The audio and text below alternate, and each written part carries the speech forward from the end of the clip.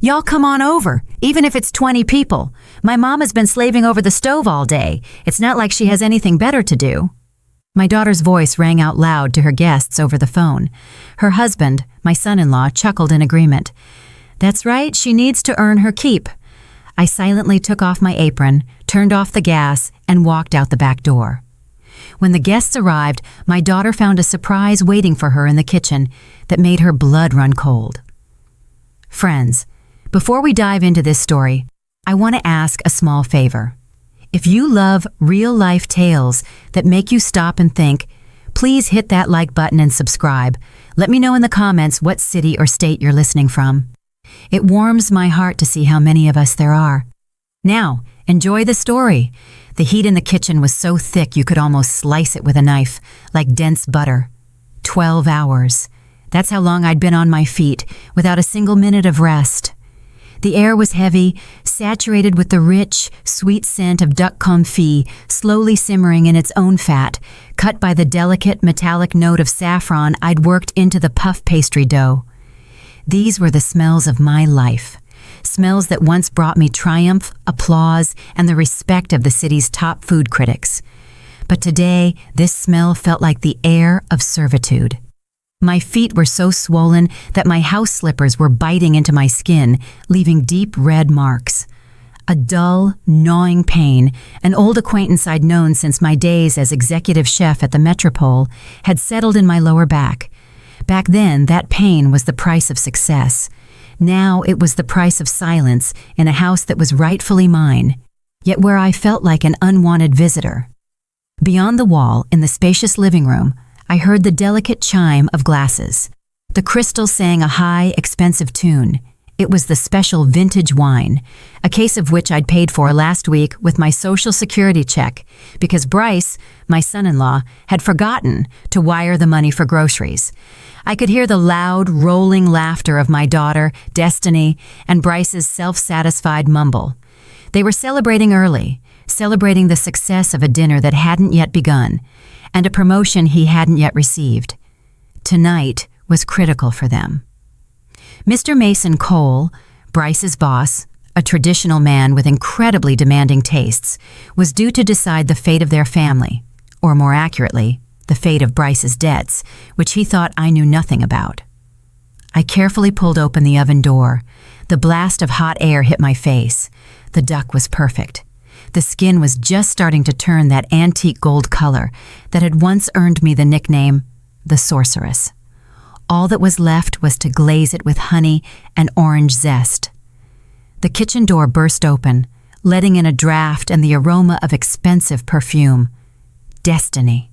She was wearing a new ivory silk dress that clung to her figure. She looked stunning if you didn't look her in the eyes. In them, there was only anxious calculation. She glanced over the kitchen island, which was laden with platters of appetizers, fig and goat cheese canapes, rabbit terrine, and miniature tartlets. "Mama," her voice was sharp with irritation, "why are the canapes arranged in a circle? I asked for a checkerboard pattern.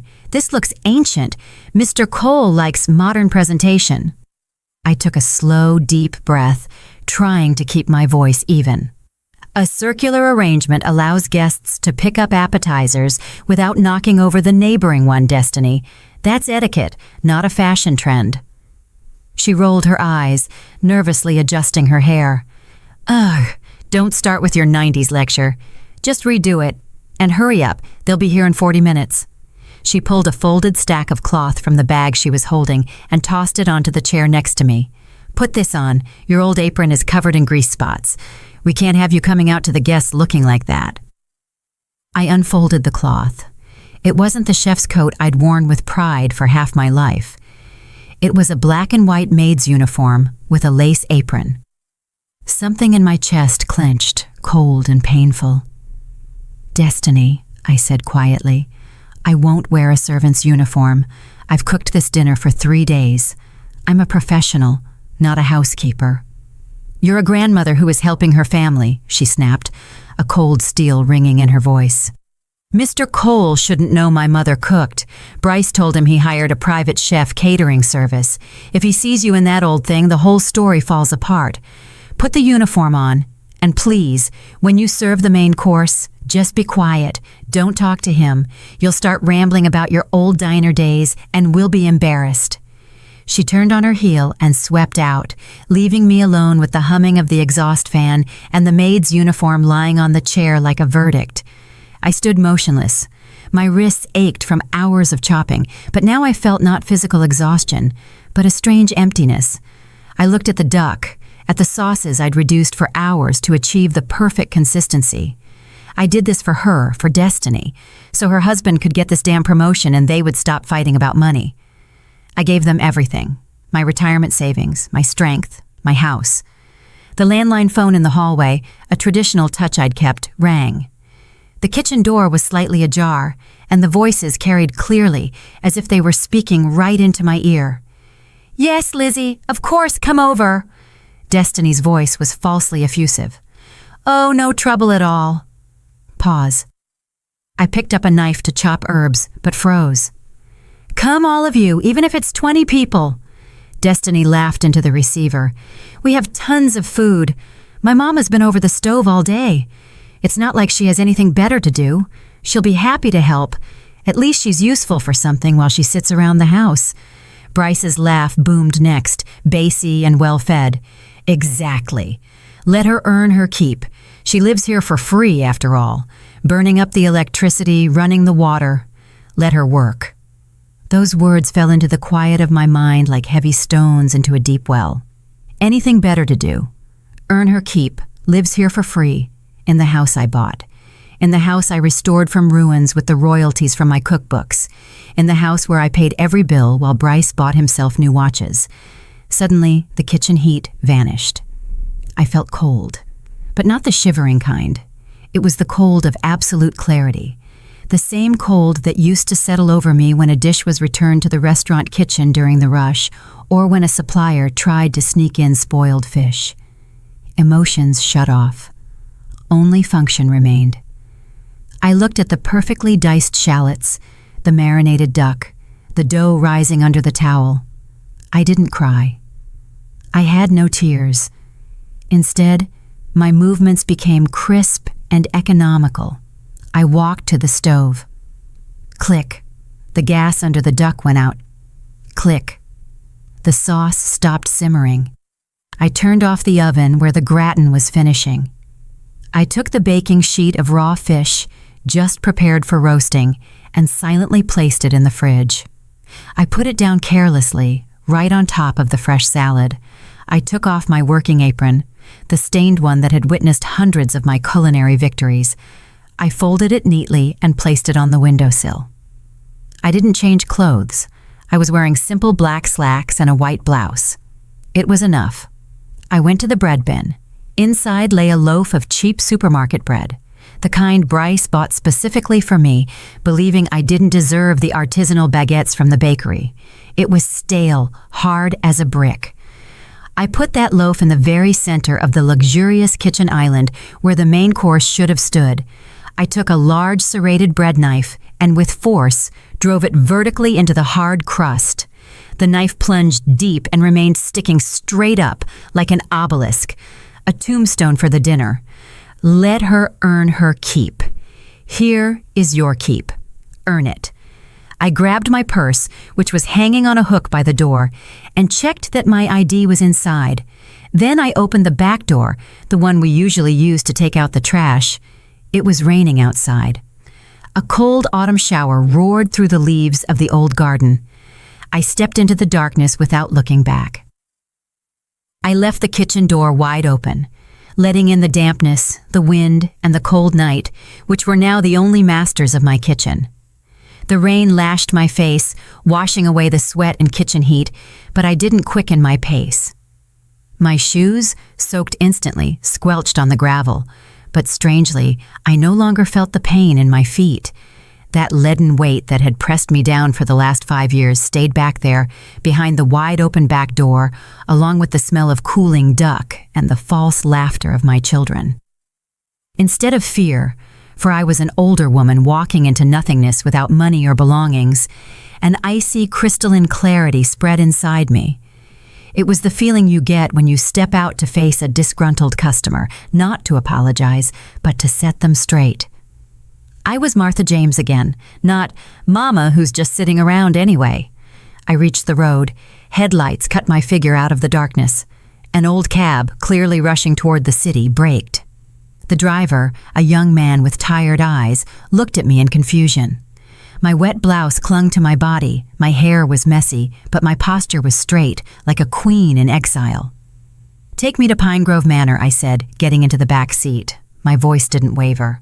"Lorraine Dubois, my old rival, my only friend. In the 90s, we fought for every client, poached each other's truffle suppliers, and wrote nasty reviews about each other in the papers. She was the shark, I was the lioness. Now we were just two lonely women who knew the price of good cognac and bad relatives." She opened the door herself. In her house, unlike mine, the staff knew their place and their time off. Lorraine, in a deep burgundy velvet robe, stood frozen with a cigarette in a holder, staring at the puddle forming on her pristine hardwood floor from my slacks. "James," she raised an eyebrow, and the ash dropped to the floor. "You look like you tried to drown yourself in the pond, but the water spat you back out for your rotten attitude." "Pour me a drink, Lorraine," was all I said, walking into the living room. 10 minutes later, I was sitting by the fireplace, wrapped in a dry wool throw, with a snifter of Armagnac in my hands. I told her everything, not complaining, but dryly, the way you'd read off a list of ingredients, about earning my keep, about the maid's uniform, about the knife in the stale loaf. Lorraine didn't gasp or wail. She listened, her eyes narrowed, like a general hearing an intelligence report. "You're a fool, Martha," she said finally, exhaling a stream of smoke. "A brilliant cook, but a complete fool. You think Bryce keeps you under his thumb because he despises you? No. He keeps you there because without you, he's a zero, a nobody. He's selling your genius and passing it off as his own. He's not just a parasite. He's a thief who convinced the victim that he was robbing her out of mercy."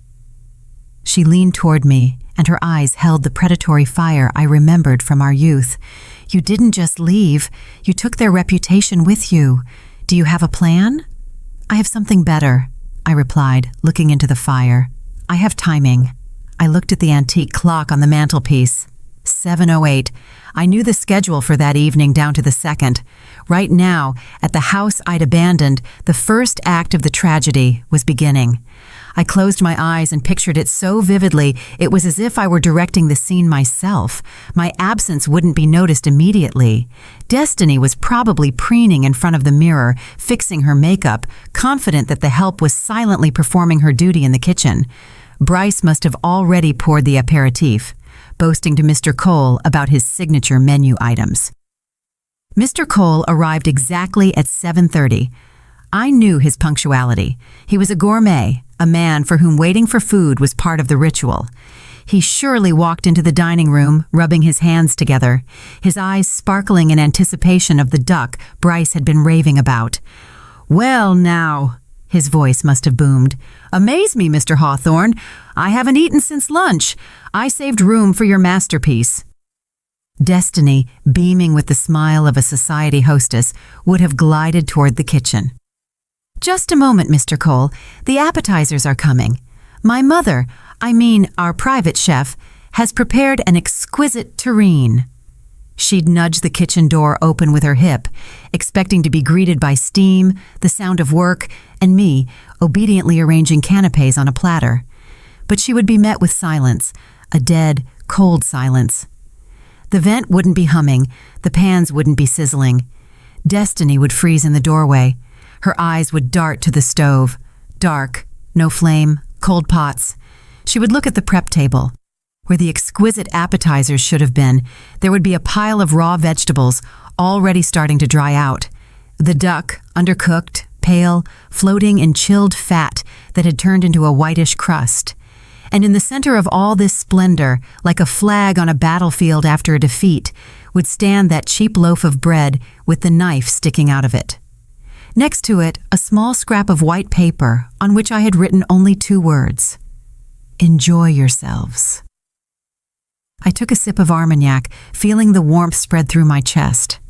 I knew what Destiny would do now. She would panic. She would try to turn on the stove. She would think I had simply left, forgetting to turn off the gas, and that everything could still be saved if she quickly turned the fire back on and finished the meat.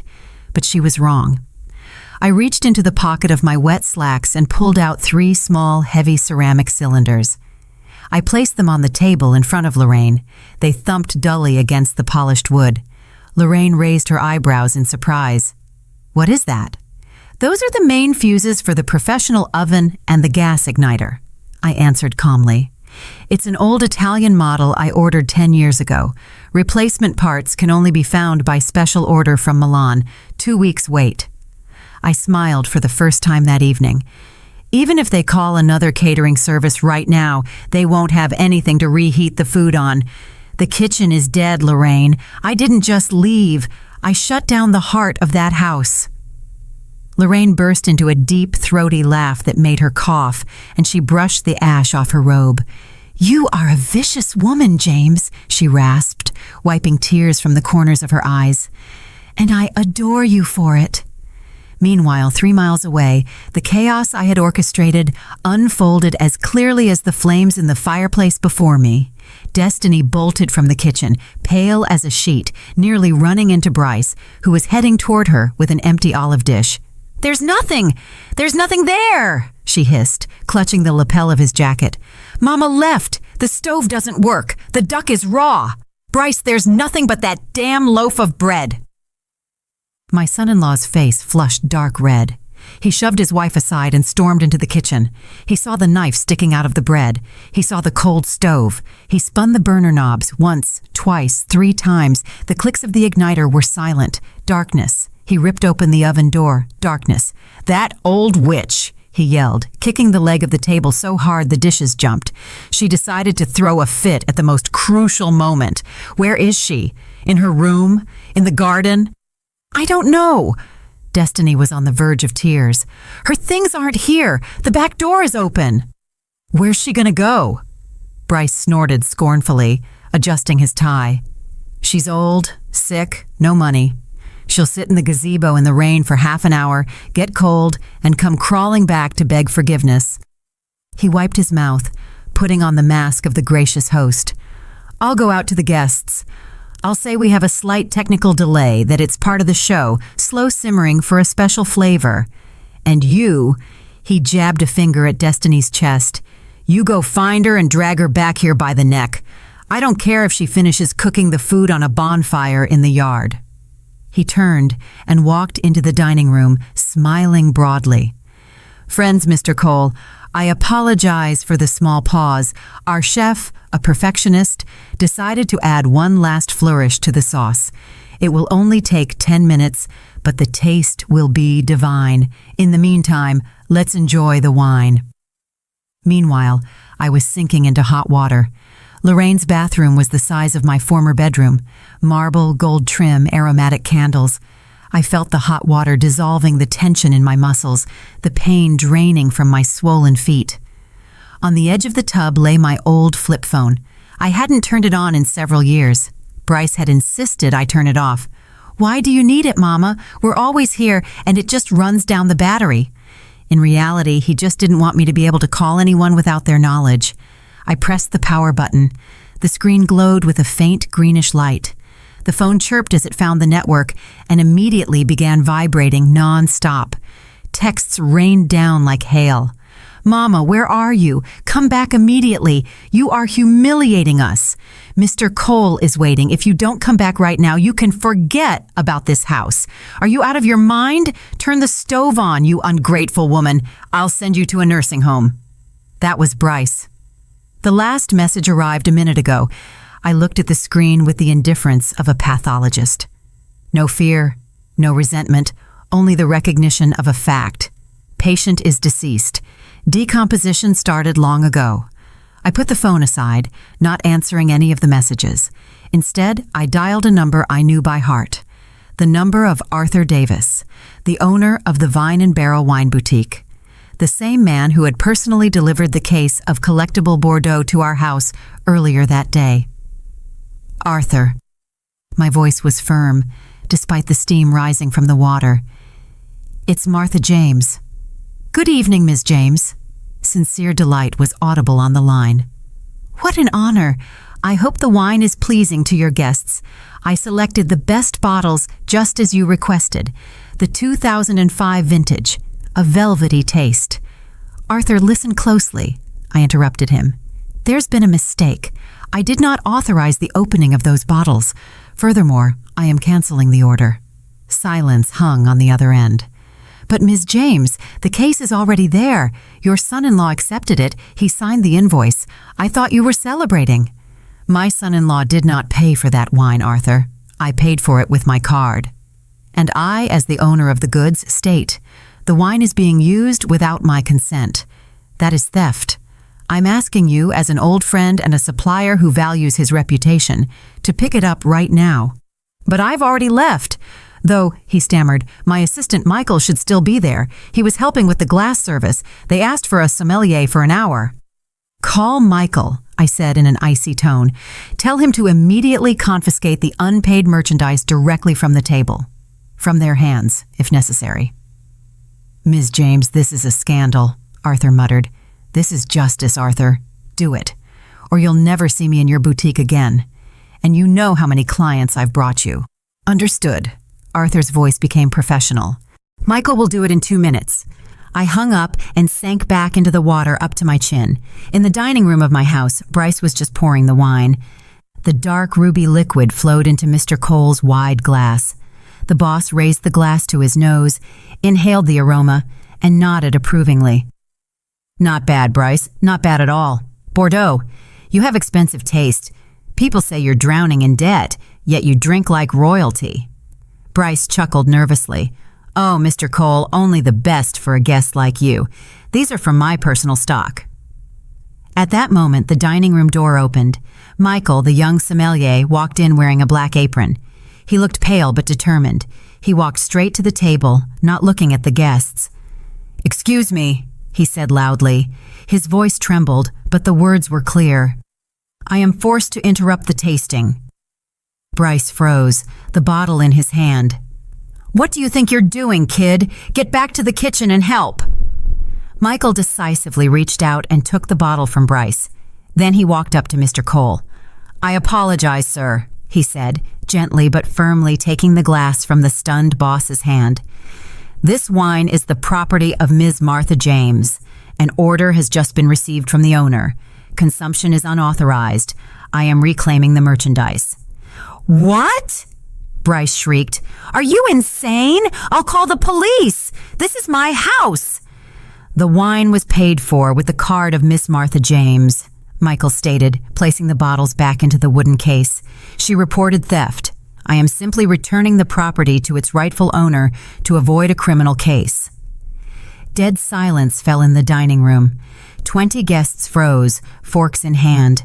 Mr. Cole slowly shifted his gaze from the empty tablecloth in front of him to Bryce's red, sweaty face. Theft? He repeated quietly, and the tone made Bryce's knees buckle. Personal stock, you say? Michael grabbed the case and left, leaving behind a trail of expensive aroma and an atmosphere of utter, total disgrace. And in the bathroom of the Pine Grove Manor Estate, I closed my eyes and smiled for real. The first move had been made. Bryce stood in the middle of the dining room, gasping for air, like a fish thrown onto the shore. His hands were shaking. He tried to say something after the departing sommelier, but only a pathetic squeak escaped his throat. The guests, 20 pairs of eyes, looked at him not with sympathy, but with disgusted curiosity.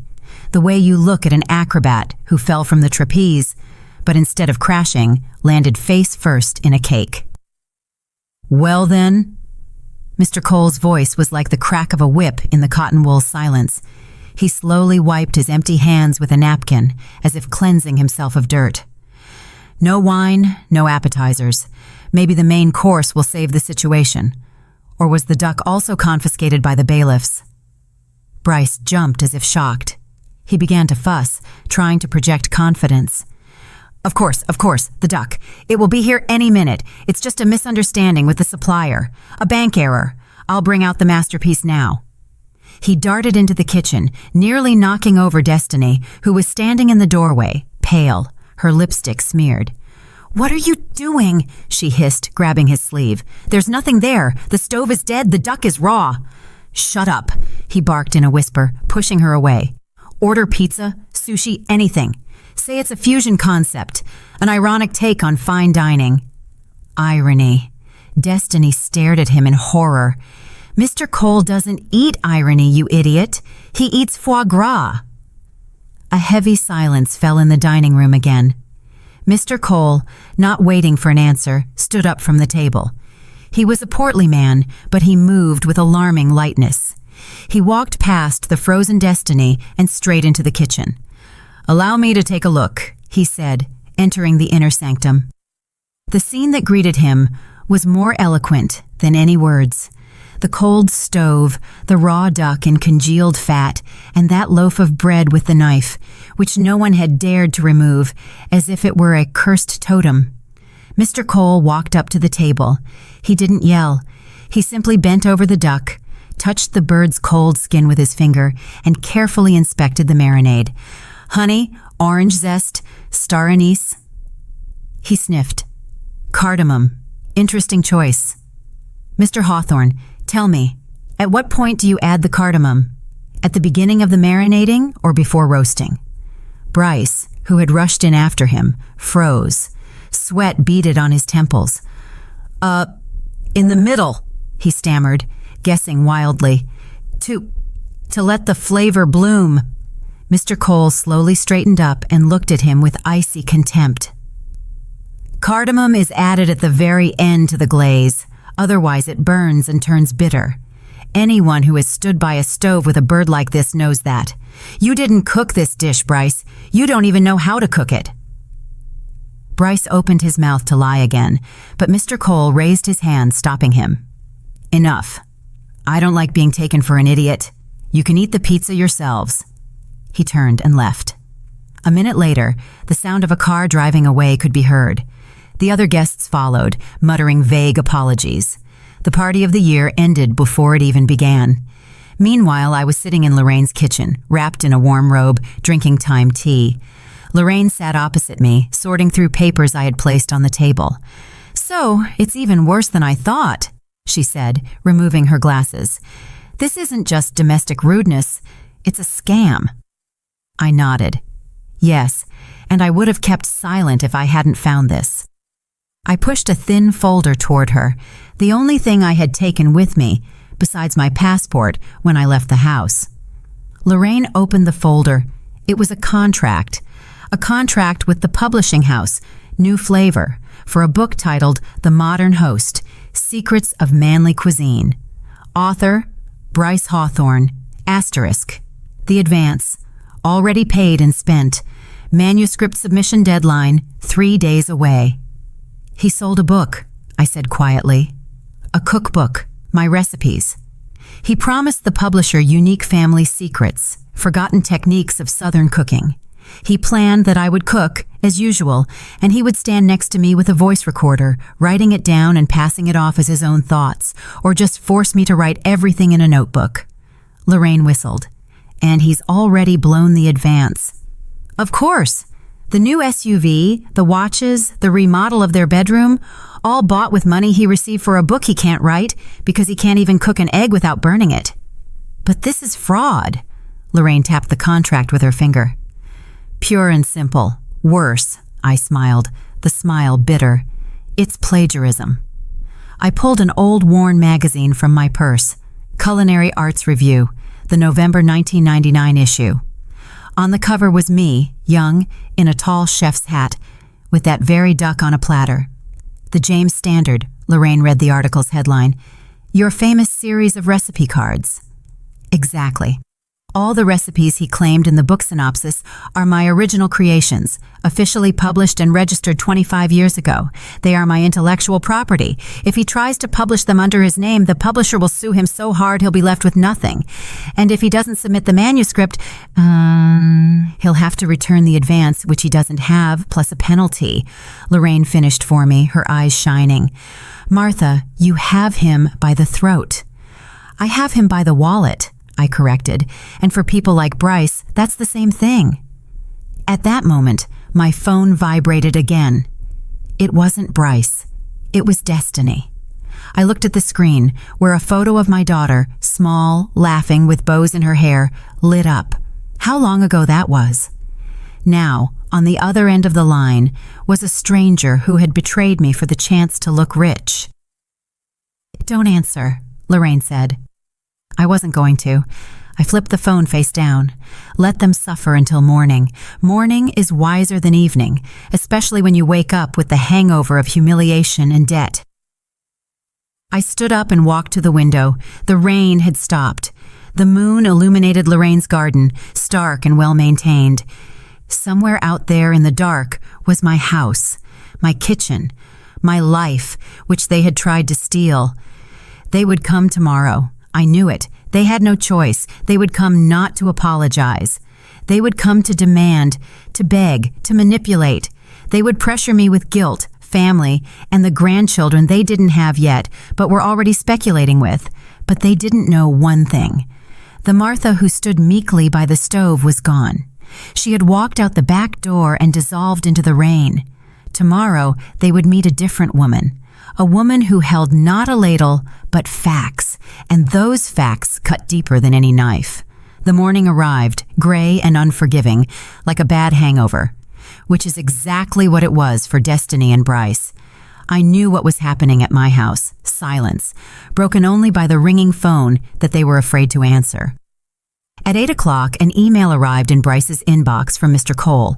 A copy was sent to HR.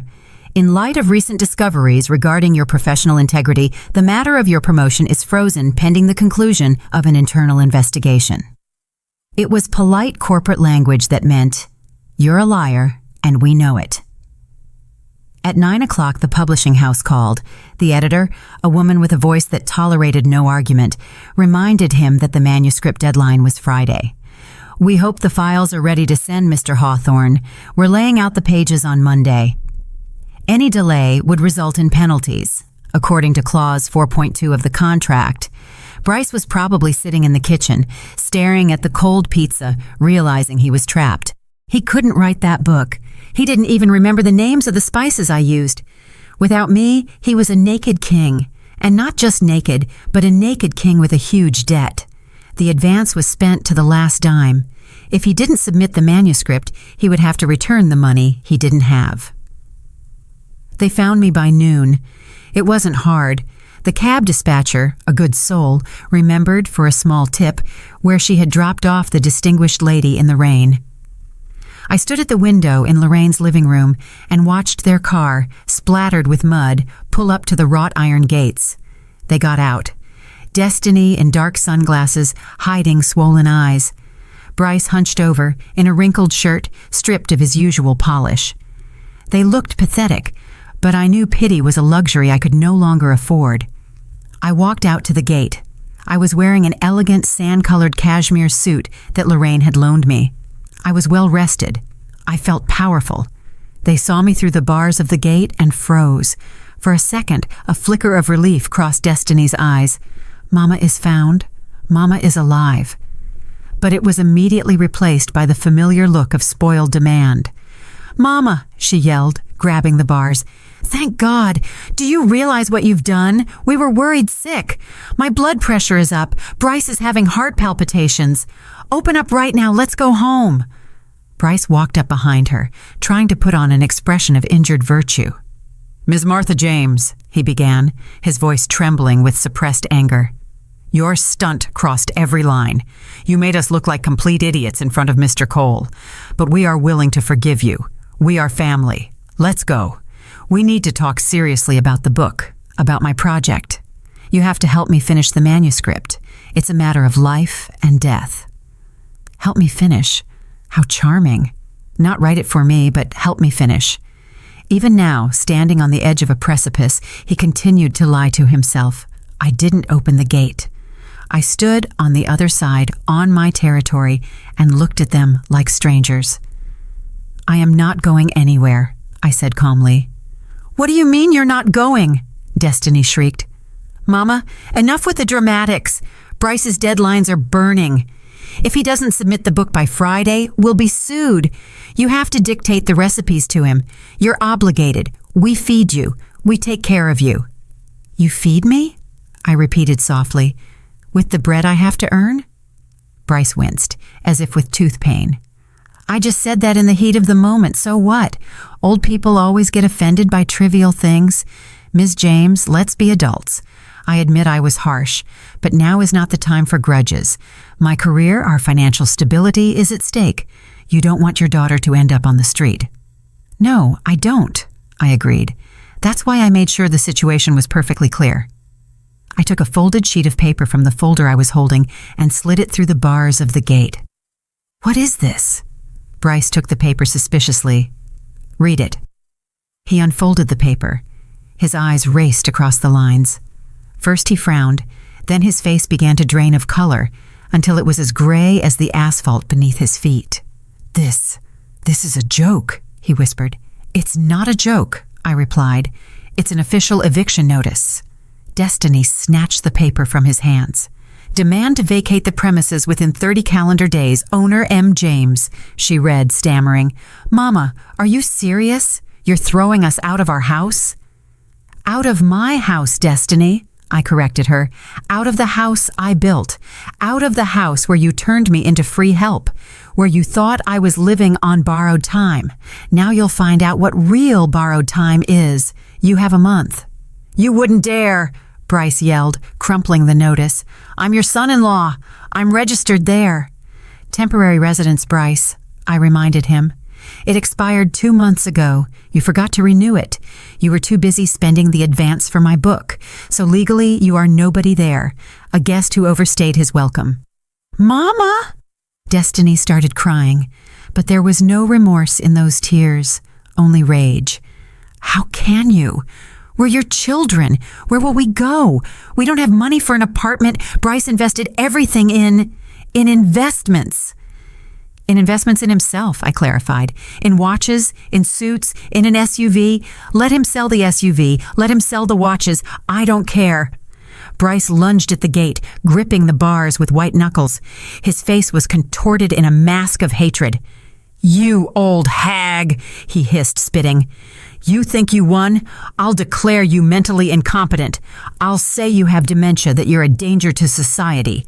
I'll have you locked up in an asylum, and I'll take the house under guardianship.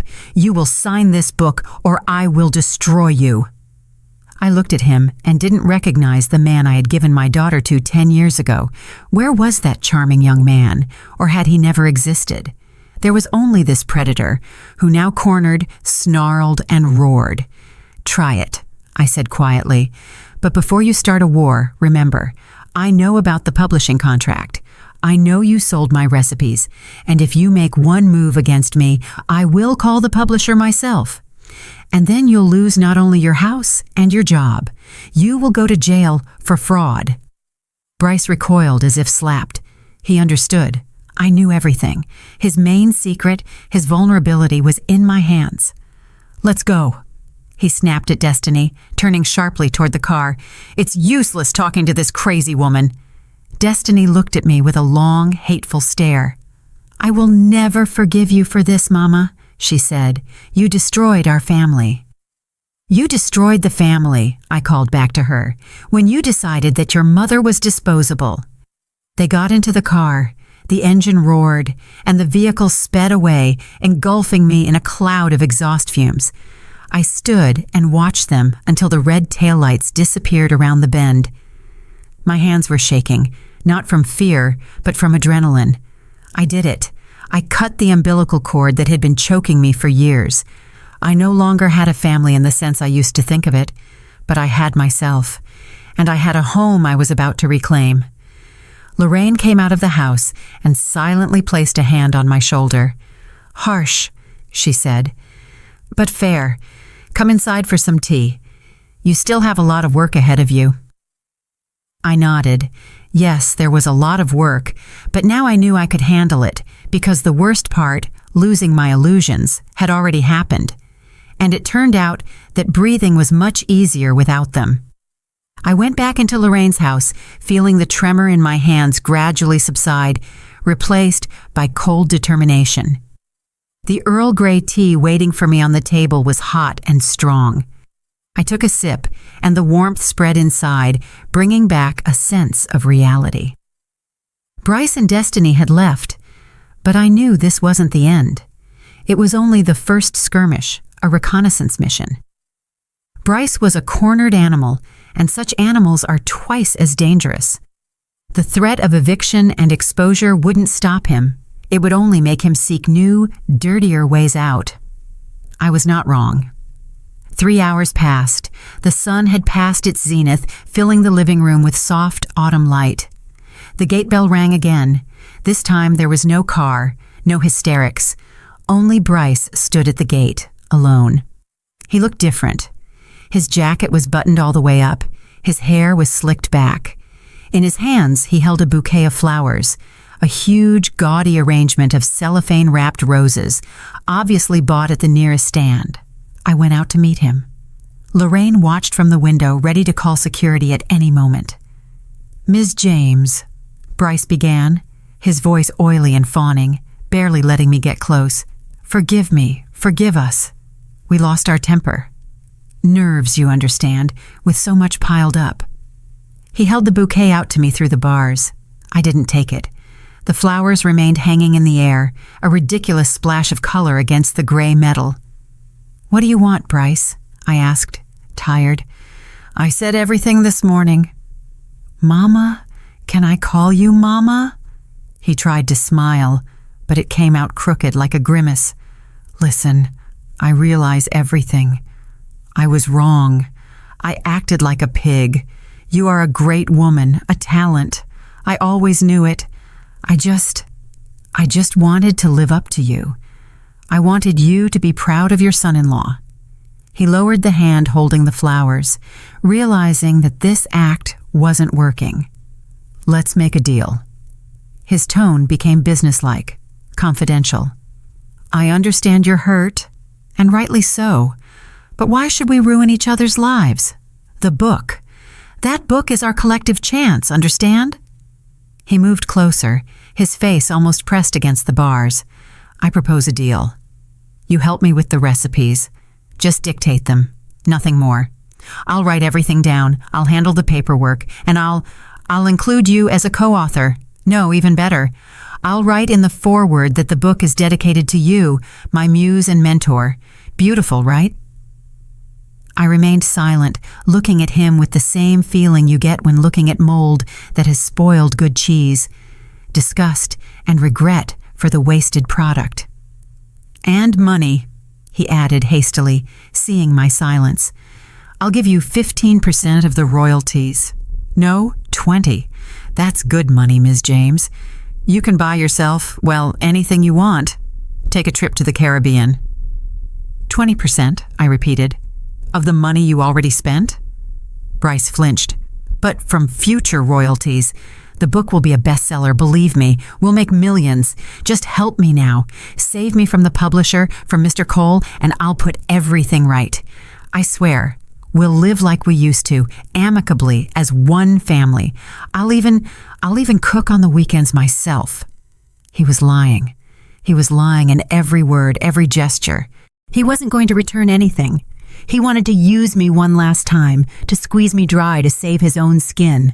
And then he really would have thrown me into a nursing home or declared me crazy, just as he threatened this morning, just to take revenge for the humiliation. "Are you finished?" I asked. "Ms. James, be reasonable."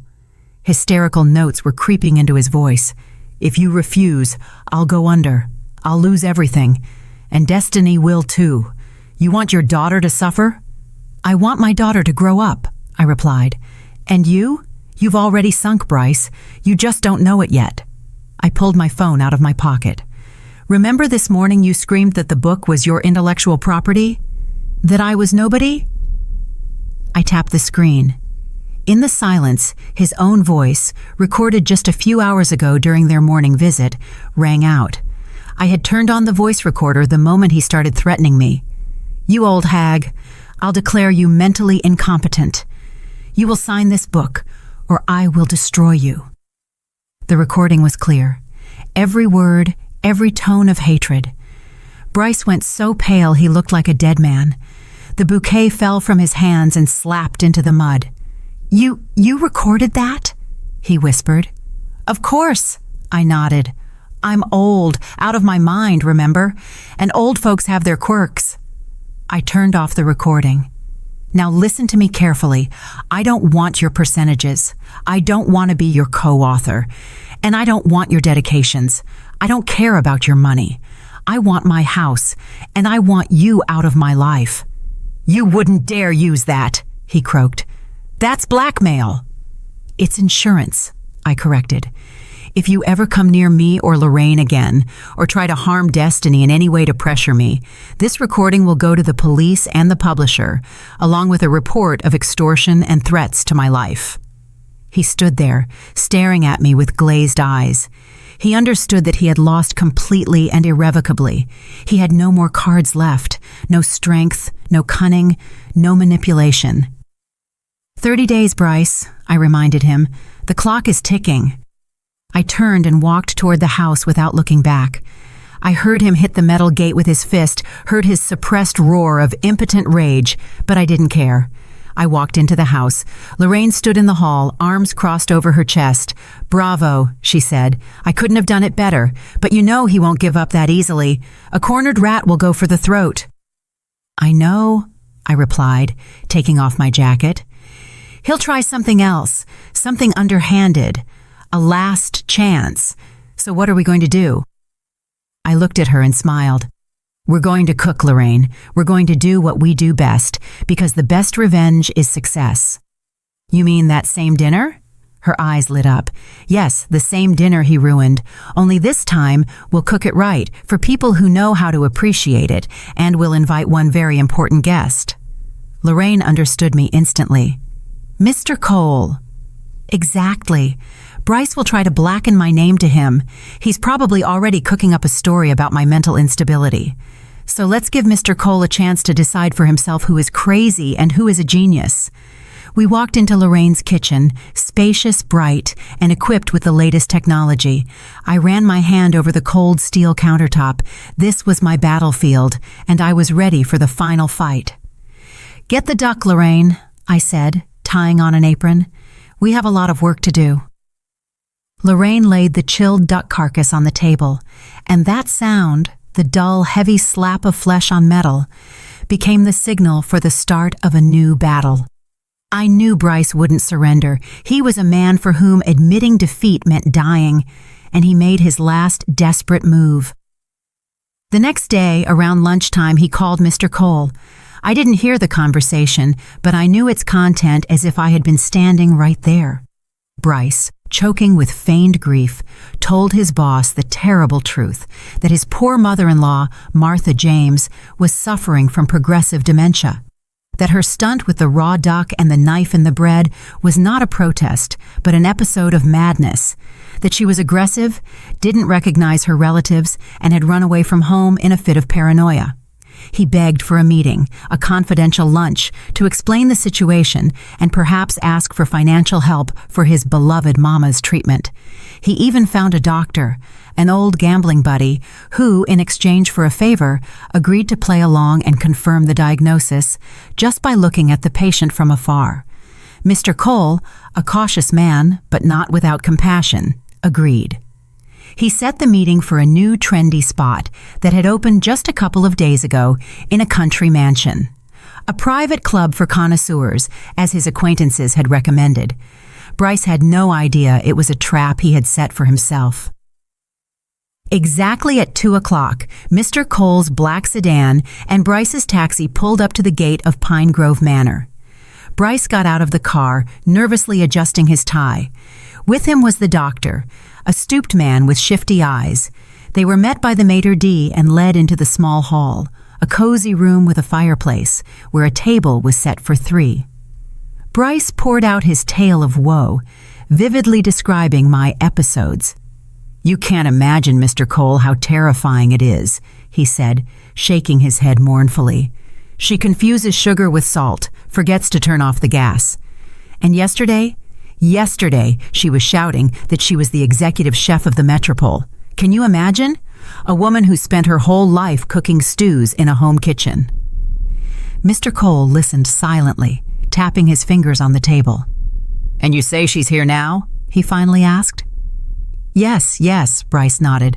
"I found out she's hiding with her friend, the owner of this establishment. I hope we can see her. Dr. Evans will just take a look at her, assess her condition." At that moment, the doors swung open. Waiters entered with trays. The aroma that rushed into the room with them made Mr. Cole freeze. It was the smell of duck. That same duck, with notes of orange, star anise, and correctly added cardamom. A waiter placed the dish in front of Mr. Cole. Golden skin, perfect glaze, a side of caramelized apples. Mr. Cole picked up his fork and knife. He cut a piece, put it in his mouth, and closed his eyes. An expression of bliss came over his face, which then gave way to deep contemplation. "Mr. Hawthorne," he said quietly, without opening his eyes, "you claimed your mother-in-law was a crazy housewife?" "Well, yes." Bryce began to get nervous. "I mean, she cooked at home, but now, the illness—" "This taste," Mr. Cole interrupted him. "I remember it. I ate this dish 25 years ago at the restaurant where the executive chef was the legendary Martha James, the Southern confit duck." He opened his eyes and looked at Bryce with a heavy gaze. "I want to see the chef. Now." Bryce went pale. "Mr. Cole, there must be a mistake. A local cook, maybe." "The chef!" Mr. Cole snapped, so loudly the silverware rattled. The kitchen doors opened, and I walked out. I was not in a house robe, nor in the maid's uniform Destiny had tried to force on me. I was wearing a pristine white chef's coat with my name embroidered in gold on the chest. My hair was tucked under a tall toque. I held my posture like a general on parade. Bryce shrank into his chair. His doctor tried to become invisible. I walked up to the table. "Good afternoon, gentlemen." My voice was calm and commanding. "I hope the duck is to your taste. The cardamom was added to the glaze 5 minutes before completion, as it should be." Mr. Cole slowly rose. In his eyes was respect and recognition. "Ms. James?" he asked. "The one and only Martha James?" "The one and only," I nodded, "whom my son-in-law seems to have just buried alive in his tales." Mr. Cole turned his gaze to Bryce.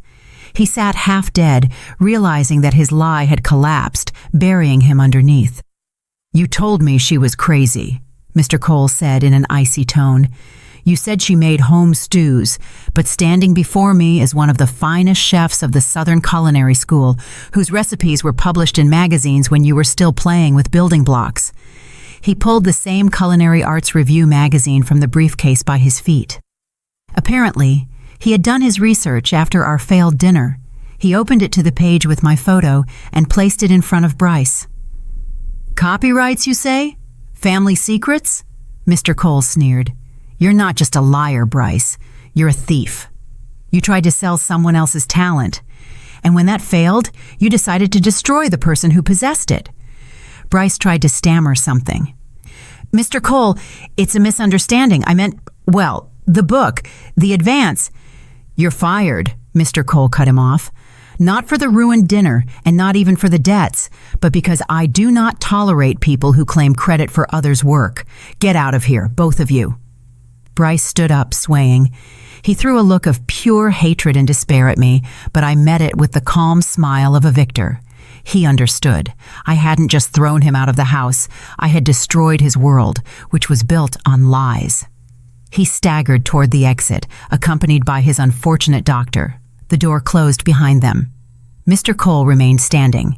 He looked at me and suddenly bowed, slightly, respectfully. "Ms. James," he said, "it is an honor to be a guest at your table. Please forgive me for being blind and allowing that man to mislead me." "Sit down, Mr. Cole," I said, gesturing to the table. The duck is getting cold, and good food has no time for grudges." He sat down and began to eat with the appetite of a man who had found a treasure. I returned to the kitchen, where Lorraine was waiting for me with 2 champagne flutes. "Checkmate," she whispered, clinking her glass against mine. Yes, it was checkmate. Bryce had lost his job, his reputation, and the chance to publish the book. The publisher, after learning about the plagiarism, a call I was sure Mr. Cole would take care of, would demand the return of the advance through the courts. A fun life awaited him and Destiny, but it no longer concerned me. I looked through the service window into the hall, where an influential man was savoring my creation, and I felt something new being born inside me. This wasn't the end of an old cook story. This was the beginning of something grand. My hands, accustomed to the knife and the whisk, no longer trembled. They were ready to create, and this time, only for those who deserved it. 3 months passed. Autumn had completely yielded to the first snow, which covered the roof of my house with a soft white blanket. The house was quiet but not empty. There were no more shouts, no smell of other people's expensive perfumes, and no tension that made the air buzz. Bryce and Destiny moved out exactly 30 days later, as specified in the notice. It was a pathetic sight. A moving truck crammed with boxes of things they never learned to value. Bryce, aged 10 years, silently lugged the bags. He never found a new job.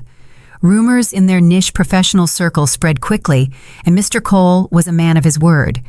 The publisher sued, and now they lived in a tiny rental on the outskirts of town, giving half their income to debt repayment. Destiny took a job as an administrator at a beauty salon, and rumor had it, spent every evening nagging her husband for destroying their life. But I didn't think about them. I didn't have the time. I was standing in my kitchen, the same one where I had once, in despair, plunged a knife into a stale loaf. Now everything was different here. Destiny's tasteless, trendy plates were gone. On the shelves, the copper of my old pots shone. The air smelled not of fear and exhaustion, but of fresh yeast dough, cinnamon, and roasted quince. The door opened and Lorraine came in, shaking snow off her fur coat. "Well, maestro?" she asked cheerfully. "Ready for a full house?" "Always ready," I smiled, adjusting my perfectly white apron.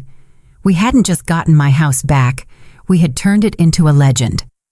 The first floor of the house was no longer a living room for freeloaders, but an exclusive gastronomic club, the Black Door Supper Club. Lorraine came up with the name in honor of the very back door I had walked through into the rainy night to start a new life. There were no random people here. You could only get in by referral, only 12 seats, 1 dinner a week. The menu was only what I decided to cook that day. No whims, no make it without onions. People drove in from the city, staying on the waiting list for months to taste my southern confit duck or the rabbit terrine my daughter had once rejected. I looked out the window. Cars were pulling up to the gate, expensive, substantial. Mr. Cole and his wife got out of the first one. He had become our regular guest and most loyal fan. He waved at me, seeing my silhouette in the window. I felt tired, that pleasant, deep fatigue in my legs when you know you've given 100%. But this was the exhaustion of the owner, not the help. I cooked not because I had to earn my keep. I cooked because it was my art, my power, and my love. The phone on the counter gently chimed. I walked over. Destiny's name flashed on the screen. I froze. She hadn't called since the move. I wiped my hands on a towel and pressed the answer button. "Hello?" My voice was calm. "Mama?" Her voice sounded pathetic, with notes of that same childish petulance, but now seasoned with genuine need. "Hi, how are you?" "Hello, Destiny. I'm wonderful. I have service starting in half an hour. I'm busy. Is something wrong?" "No, I mean, yes. Mama, well, Bryce is sick. We have no money at all. I'm so tired. I thought maybe we could come over, just for dinner. I miss your cooking so much. Remember those cabbage rolls you used to make? I'm so hungry for normal food." Silence hung on the line. I could hear her breathing, heard the sound of the television in the background. They were probably sitting in their cramped little apartment. She didn't just want to eat. She wanted to come back, test the waters, guilt trip me. I'm hungry. I miss you. The old hooks I had been caught on for years. I looked down at my hands, at the ring I had bought myself with the club's first profit. I looked at Lorraine, who was arranging the glasses, and winked at me. "Of course, darling," I said sweetly, and I could almost see Destiny smile on the other end, sensing a weakness. "I'd be happy to see you, but you know the club rules." "What club rules?" she stammered. "Mama, it's me, your daughter." The Black Door. Destiny, this isn't just a house anymore. It's an establishment. We have a very strict booking policy. A waiting list. Right now, I glanced at the reservation tablet. It's about 6 months, but I can make an exception for you. "Really?" Hope rang in her voice. "Oh, Mama, thank you." "I can book you for April." I finished the sentence in the same even, kind tone. "If there's a cancellation. And Destiny, we require full prepayment. You can check the prices on the website. No family discounts. Business is business, you understand. Bryce always said you have to know how to earn money, didn't he?" Dead silence fell on the other end of the line. I could hear her hopes for a free meal, for a return to the old feeding trough, crashing down. You're joking?" she whispered. "Mama, I'm your daughter. I'm hungry." "And I, Destiny, want respect," I replied, "and I got it. Have a pleasant evening." I hung up, put the phone on the table, and felt the last burden of the past fall from my shoulders. Lorraine walked up to me and handed me a glass of sparkling water. "April," she chuckled. "Cruel, but fair. They have time to save up," I smiled, "and to learn to cook for themselves. After all, they can find the recipes in my old cookbook, if Bryce hasn't sold it to a second-hand dealer, that is." The doorbell rang. The guests had arrived. I straightened my toque, took a deep breath, and swung open the kitchen doors. "Welcome to the Black Door," I said, walking out to the people who looked at me with admiration. "Tonight on the menu, we have freedom, with a light flavor of duck and victory." Friends, that concludes the story of Martha James. A story about how once the cup of patience overflows, a quiet, obedient woman turns into an iron lady capable of defending herself and her dignity. What do you think? Did Martha do the right thing? Was she too cruel to her own daughter? After all, Destiny, whatever she was still her flesh and blood.